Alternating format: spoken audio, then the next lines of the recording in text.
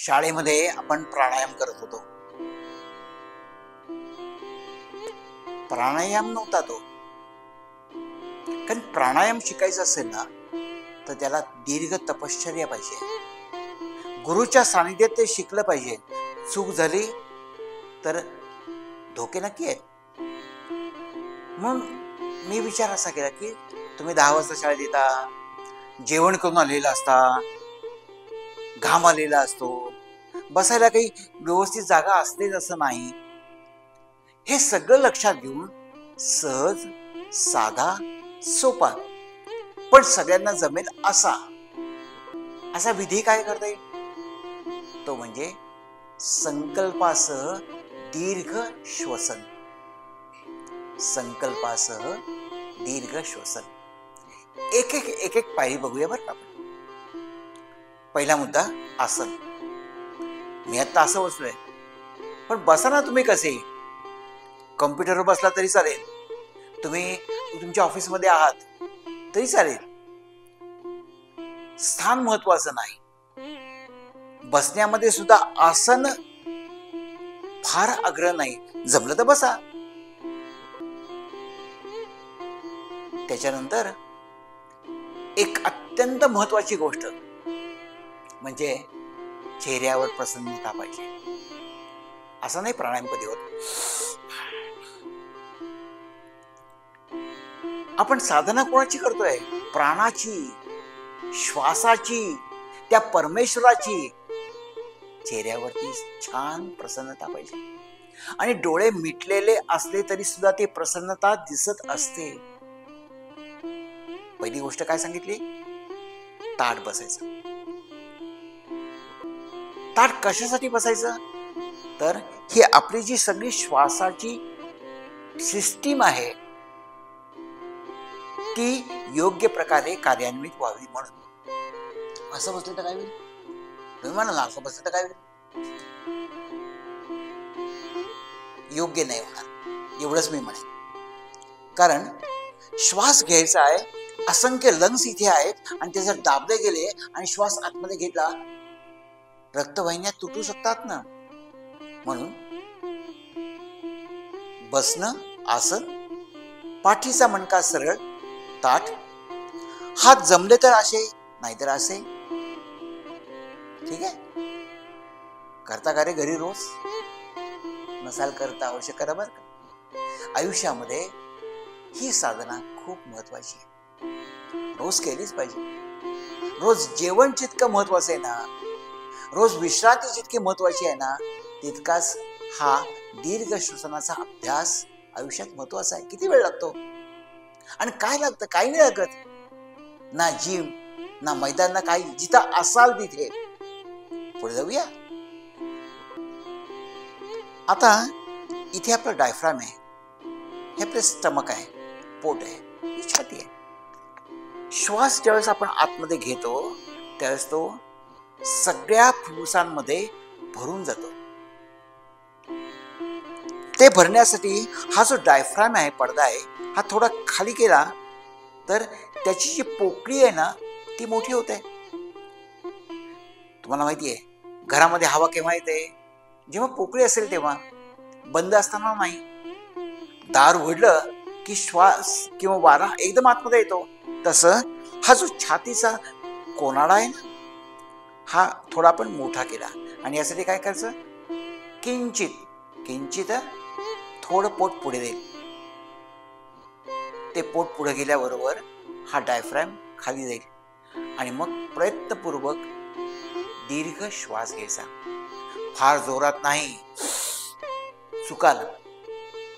सावकाश, संथ. आणि श्वास सोडताना सुद्धा इतका सावकाश, अजिबात बलाचा उपयोग करायचा नाही. बरं नक्की लक्षात ठेवा, बलाचा उपयोग प्राणायामामध्ये करायचा नाही. एखादी कापसाची वात जर समोर ठेवली तर उश्वासाच्या वेळेस ती हलणार नाही. इतका सावकाश, बोल नाही. श्वास घ्यायचा मात्र दीर्घ आणि सोडायचा सावकाश, फार गडबड न करता. ठीक आहे? पुढे जाऊया. क्रिया आपण बघितली. या क्रियेमध्ये आणखीन एक गोष्ट महत्वाची, डोळे मिटलेले असले पाहिजेत. डोळे मिटलेले नाही तर काय होईल? आपण सगळे बुद्धिवादी असतो. काय होईल? त्याने काय होईल? याने काय होईल? हो की नाही? डोळे उघडे ठेवले ना तर लक्ष कुठे जाईल?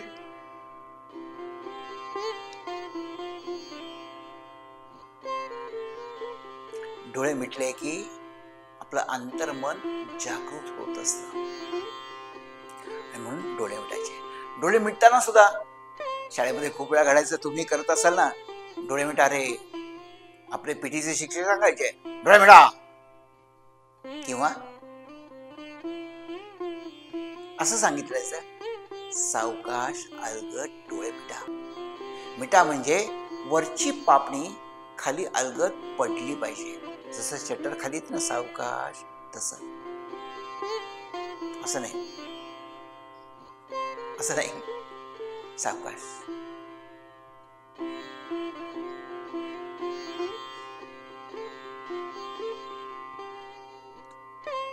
यानंतर श्वासाच्या प्रक्रियेला सुरुवात करायची.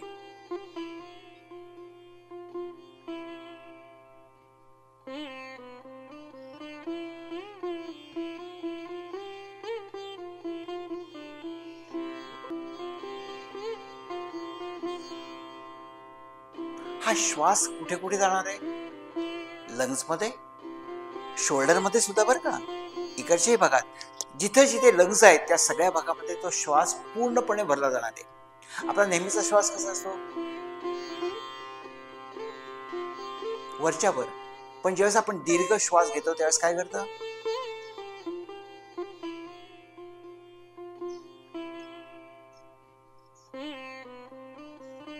आता याला आणखी एका अत्यंत महत्वाच्या गोष्टीची जोड द्यायची, ती म्हणजे संकल्प. हा संकल्प जोडला की आपला प्राणायाम तयार झाला. सगळ्यांसाठी अत्यंत उपयुक्त. काय संकल्प? समर्थांचा संकल्प तर फार महत्वाचा आहे, त्याने सगळ्यांसाठी सांगून ठेवलंय. कोमल वाचा दे रे राम, विमल करणी दे रे राम, बहुजन मैत्री दे रे राम, हितकारक दे रे राम, विद्या वैभव दे रे राम, मज न कळे ते दे रे राम, तुझी आवडी दे रे राम, हितकारक दे रे राम, हितकारक दे रे राम. म्हणजे श्वास घेताना ते जे शब्द आहेत, कोमल वाचा, ती कोमल वाचा पण आतमध्ये घेतली. कोमल वाचा दे रे राम, हितकारक दे रे राम. आणि सगळ्यात महत्वाचं विद्या वैभव ते मागायचंय. श्वासाला काय मागायचं? गाडी, घोडा, पैसा, अडका. श्वासाला हे नाही मागायचं, या भौतिक गोष्टी नाही मागायच्या. श्वासाला मागायचं विद्या वैभव दे रे राम. प्रत्येक श्वासाबरोबर हा संकल्प केला. करून बघा ना, करत असालच, पण नियमित करा. साधना ही गोष्ट अशी आहे, शब्दच असा आहे, जी रोज करतात त्याला म्हणतात साधना. रोज करायची असते. पुन्हा एकदा बघूया. थोडक्यात, ताठ बसणं, सुखासनात असं बसा, पद्मासनात बसा, कसे बसा, कुठे असाल तिथे करू शकता. पाठीचा कणा ताठ, पोकारायचा नाही. खांदे निष्कारण असे करायचे नाही. सहज, पुन्हा सहज योग. श्वास घ्यायचा दीर्घ, खोल, आणि श्वास अलगद विसर्जन करायचं. हा छान शब्द आहे, विसर्जन. श्वासाचं विसर्जन. Inhale, exhale. आणि हे करताना संकल्प. आणि या संकल्पामध्ये एक थोडंसं थांबावं लागतं बघा. कोमल वाचा दे रे राम, विमल करणी दे रे राम, हितकारक दे रे राम, तुझी आवडी तेरेला. आणि जितकं मनापासून कराल ना तेवढा फायदा. जसा श्वास खोल घ्यायचा तशी मागणी आहे ना ती अर्थतेने मागायची हो. ती अर्थता नसेल तर तो परमेश्वर देणार नाही. तुम्हाला अरे असे अनेक जण आहेत, तुम्हाला ती अर्थता किती आहे, किती तुम्हाला मनापासून ते वाटतं मला मिळावं, म्हणून ही अर्थता मागण्याची. आणि मागायचं ते विद्यावैभव, मागायचं ते श्वासाला. करताय ना प्राणायाम रोज. आणखीन एक मुद्दा राहिला शेवटचा, तो म्हणजे कुठल्याही साधनेच्या नंतर ओंकार व्हायला पाहिजे. स्थितीच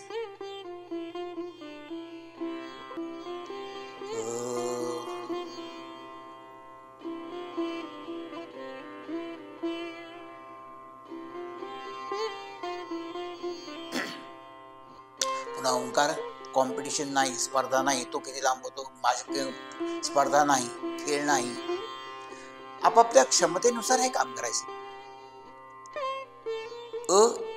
इथून उ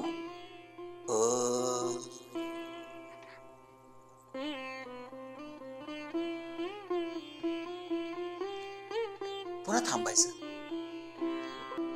हा ओंकार 3 वेळा म्हटला की आपला विषय संपला. आपली साधना पुरेशी आहे, परिपूर्ण आहे. हा झाला प्राणायामाचा विधी आपल्यावर का सहज योग साधना. आपण मनावर बोलतोय नाही का, मग मनाचं काय. डोळे मिटले, असंख्य विषय डोक्यात, असंख्य. आपण त्यांना थांबवायचा प्रयत्न केला तरी थांबत नाही. आणि ते किती किती असतात, किती प्रकारचे असतात नाही सांगतायत. असंख्य म्हणजे असंख्य. एक आला, दुसरा आला, तिसरा आला, 2 4 आले, 3 4 आले, 5 आले. परीक्षा, डोळे मिटले, छान बसतोय प्राणायामाला. परीक्षा लिहा, काय करायचं. घरी आई रागवली आहे, काय करायचं. घरी आज हे घडलं होतं याच्याशिवाय किती किती किती गोष्टी येत असतात. मग त्यासाठी काय करायचं. असे विचार येणं वाईट नाही आहे. तुमचं होतं, माझं होतं, सर्वांचं होतं. आणि जो कोण म्हणत असेल ना माझं होत नाही, तर लक्षात ठेवा होत. पण पुन्हा तोच मुद्दा, या भावनांना त्या काळापुरती रिॲक्शन द्यायची, त्यांच्याशी झगडा नाही करायचा. भावनांशी लढायचं नाही. आल्या येऊ द्यात, गेल्या जाऊ द्यात. पाण्याचा प्रवाह आहे ना डोळ्यासमोर, पाण्याची लाट येते, सहज पुन्हा येते, पुन्हा येते, पुन्हा निघून जाते. कधी अनेक लाटा येतात, अनेक लाटा विरघळून जातात. तशा या भावनांच्या लाटा आहेत. आणि मग एक कल्पना करा ना की असे बसलोय आपण, भावना आल्या, ही भावना आली, ती भावना आली. तटस्थतेने या भावना बघा. या भावनांना बघायचंय. भावनांमध्ये शिरायचं नाही, त्या लाटेमध्ये नाही जायचं, त्या पाण्याच्या प्रवाहात नाही जायचं. तर गटांगळ्या खाऊ ना. आपण तीरावर बसलोय, छान नदी वाहतीये. एक लाट आली, खाली गेली, पुन्हा आली, पुन्हा खाली गेली. 1 आल्या, 2 आल्या, मिक्स होत गेल्या. तसं या असंख्य भावना येतील. त्यांच्याशी झगडा केला नाही तर त्या आपोआप जातील. निसर्ग फार मोठा आहे हो. निसर्ग ग्रेट आहे. निसर्ग हा शिक्षक आहे सगळ्यात मोठा. तर भावनांच्या बाबतीमध्ये अशा प्रकारे आपण भावनांना हाताळू शकलो तर पुन्हा एकदा मूळ आपला विषय इमोशनल लिटरसी. आत्मविश्वासाने श्रद्धापूर्वक हे करा. आयुष्यभर लक्षात ठेवा. शाळेतला हा संस्कार.